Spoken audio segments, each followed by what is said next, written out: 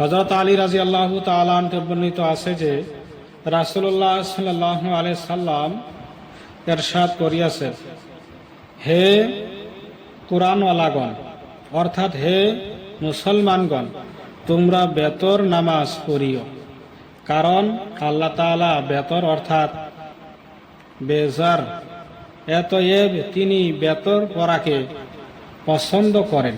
আবু দাউদ।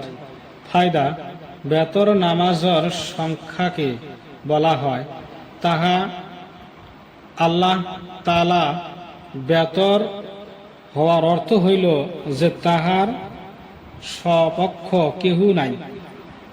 বেতর পড়াকে পছন্দ করার কারণ হইল যে এই নামাজের রাকাত বেজর।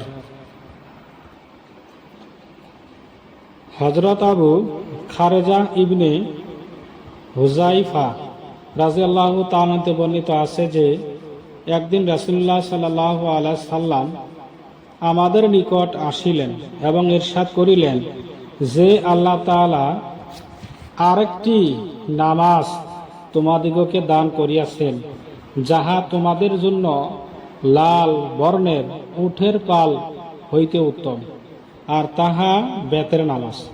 আল্লাহ তাআলা তোমাদের জন্য উহা আদায়ের সময় ঈশান নামাজের পর হইতে ফজর পর্যন্ত নির্ধারণ করিয়াছেন। আবু দাউদ। ফায়দা: আরবদের নিকট লাল বর্ণের উট অত্যন্ত মূল্যবান সম্পদ মনে করা হইত।